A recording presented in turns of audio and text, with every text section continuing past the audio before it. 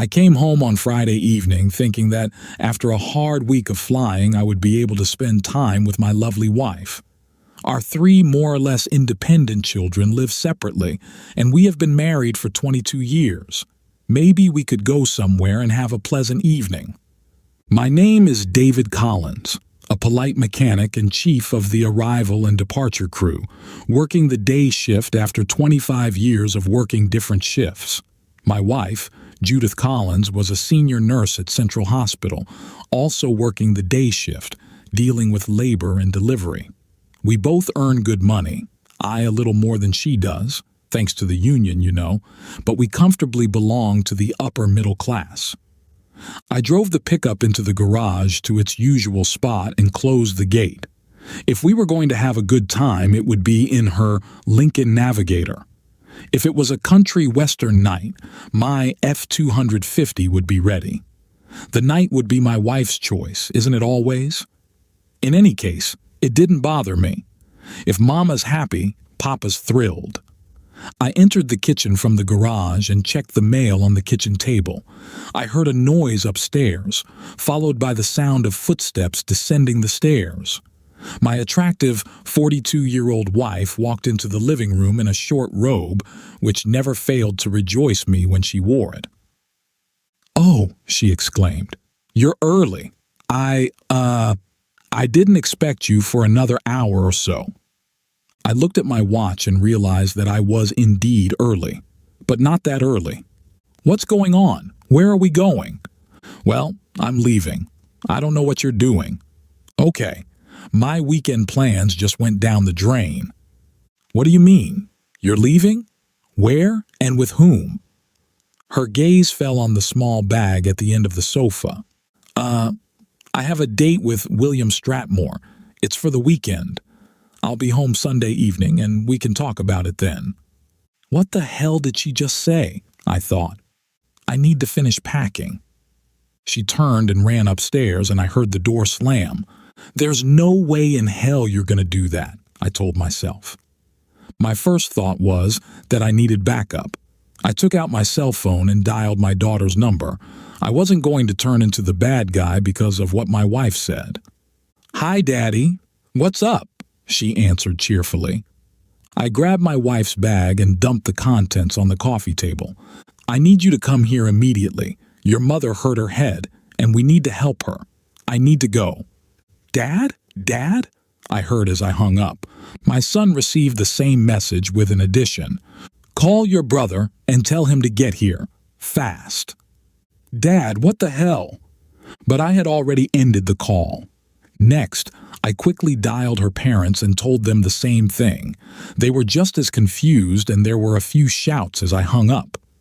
From Judith's bag spilled the usual contents: credit cards, keys, 12 packs of protection — I had a vasectomy — and a copy of an email confirmation from a hotel.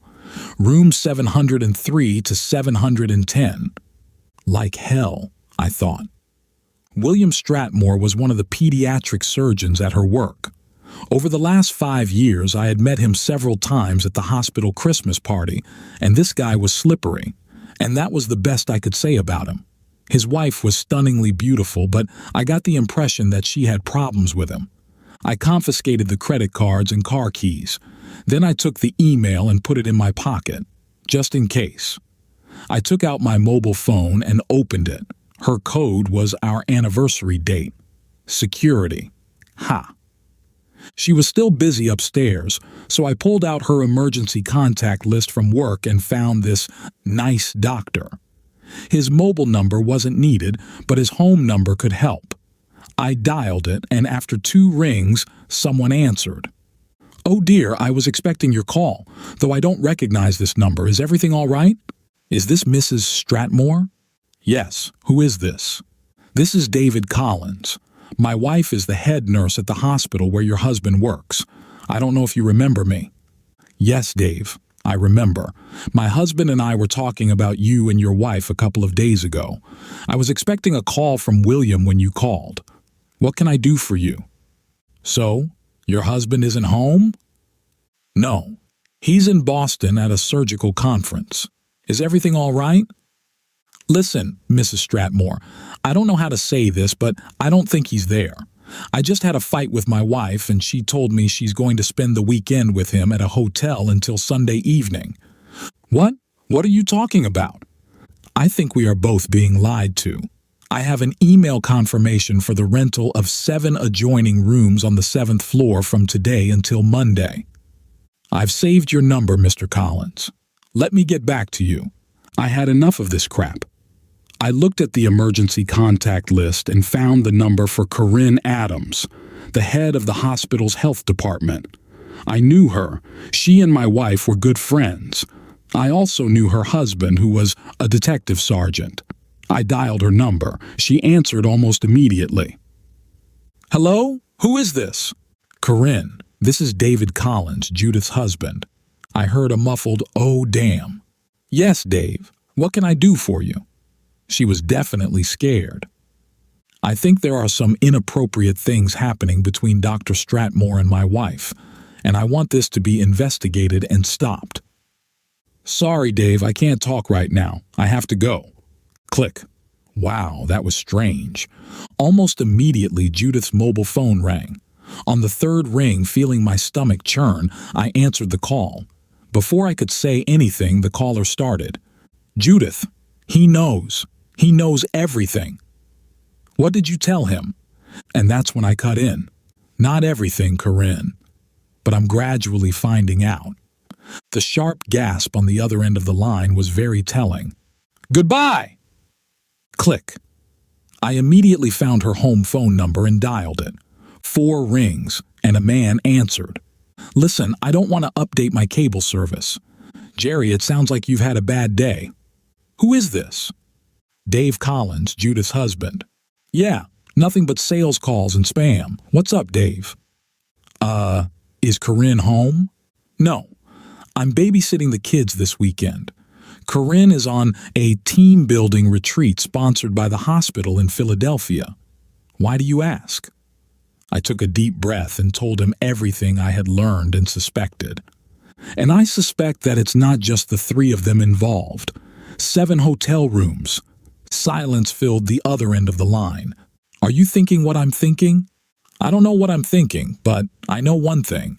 Judith is not leaving here tonight, even if I end up in jail. I'll get in touch with you if I find out anything. Don't do anything stupid.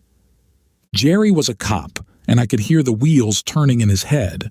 Then Judith came down the stairs, looking like an expensive call girl. A red silk sheath dress. The neckline plunged almost to her waist and was split to the right, up to mid-thigh. She saw her bag dumped on the table. What the hell? I need to go, and you've thrown out all my things. She started gathering everything, and I shouted, Oh no, you're not! You're not going anywhere. Now shut up and sit down. She flinched and said, I don't belong to you. I can do whatever I want. Really? Well, so can I. How do you like this?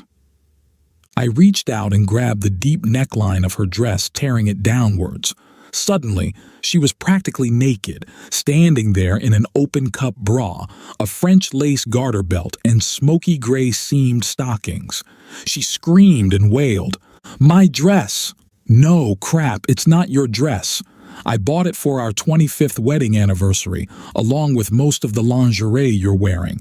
If you're going anywhere tonight, it won't be in this dress. Then my mobile phone rang. Hello? Dave Collins? This is Mary Stratmore. I'm sorry to say, but you were right. I called the police and reported the car as stolen. I bought the car for him, and it's registered in my name. They stopped him about 5 minutes ago. He claimed he was my husband and had the right to drive the car. In a tense voice, she chuckled. They called me and told me he said he was my husband. I heard him in the background loudly telling the cops that it was impossible. My husband is in Boston. The bastard gasped and said he needed a lawyer. I have to go down and sort out this mess. He's been arrested, and the car has been impounded. Tell your wife I'll come for her next time. We were talking on speakerphone, and Judith realized who was calling. Judith gasped and screamed, What did you do, David? Damn you! Just then, My kids ran in. "Dad, what's going on?" "Mom, are you okay?" asked Dave Jr. My daughter Haley burst into the room and went to her mother. "Are you okay, Mom? What happened to your dress?" "Your father tore it." Their murderous glares turned to me. "What the hell, Mom? What did you do?" "Tell them why, Judith. Go ahead. Why do you have 12 packs of protection in your bag? Planning to make water balloons or what?" "I don't know where they came from. They're not mine," Judith said in an almost inaudible voice. "And where were you headed? A sexy weekend without your husband. Isn't that what you meant?" "I can do what I want. It's my body." As soon as she said it, Judith realized the impact of her words, especially in front of her children. In a quieter voice, she said, "Well, it's my business." Young Dave rolled his eyes and went to the kitchen to get a drink. A few minutes later, he returned with an envelope. "Here, Dad. It's addressed to you." He looked at his mother with disdain on his face. Judith screamed and jumped off the couch, the remains of her dress falling to the floor. "Don't read it," she shouted. Haley rushed to help her mother cover up. "Shut up, Judith, and sit back down." I opened the envelope and read aloud. "My dear husband, my sister is taking care of Mom and needs some help. I'm going to be with them this weekend and will be home on Monday evening. Hugs and kisses, Judith." The kids looked at each other, unsure of what to think.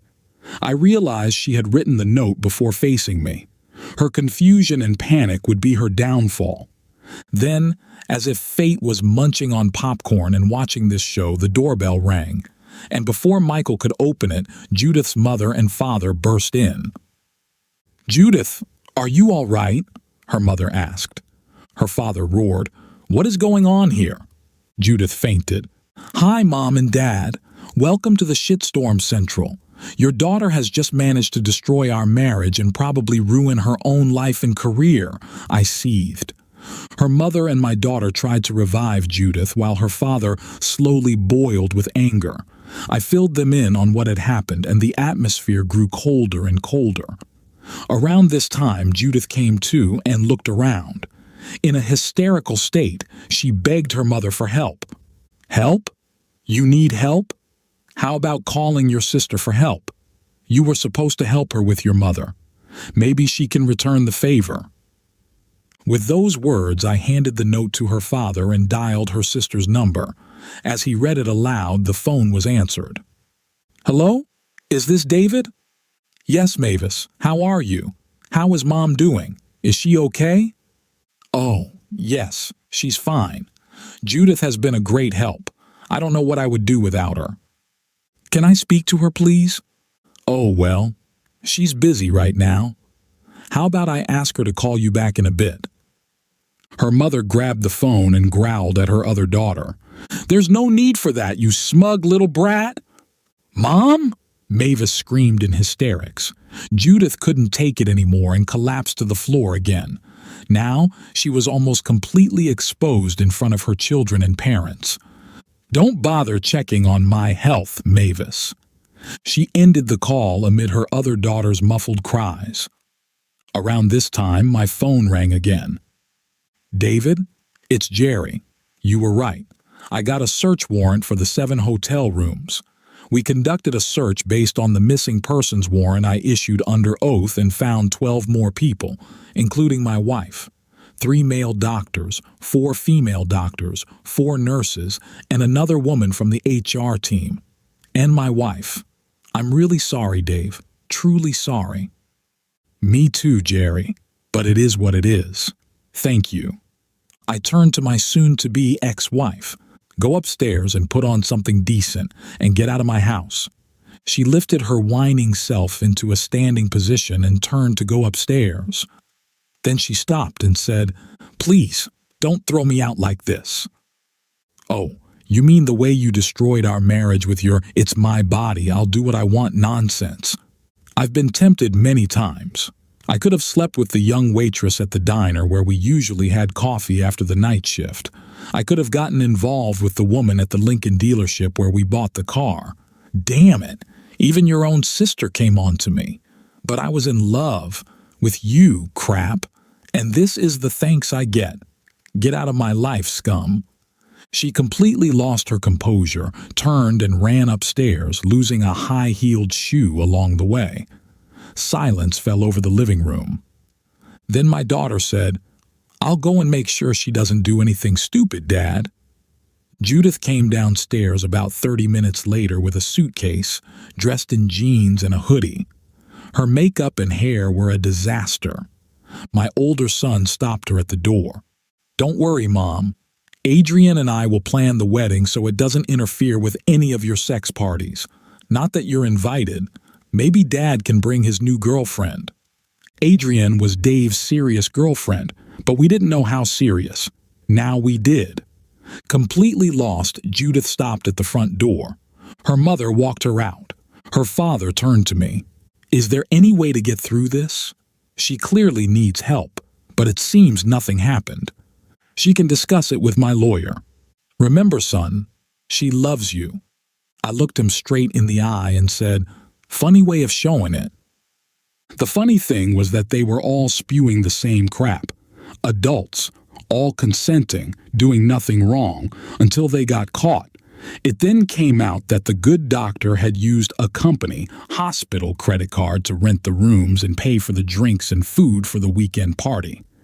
The hospital tried to avoid publicity, but 8 participants were listed as being on duty or at some fake official seminar or hospital event. When this came to light, several marriages fell apart.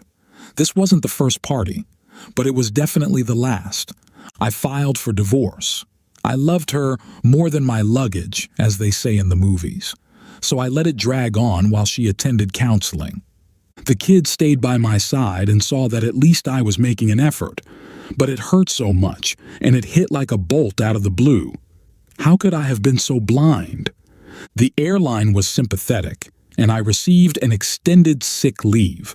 She lost her job along with everyone else involved. The good doctor was fired, then sued and held accountable. Corinne lost her job, as did her assistant.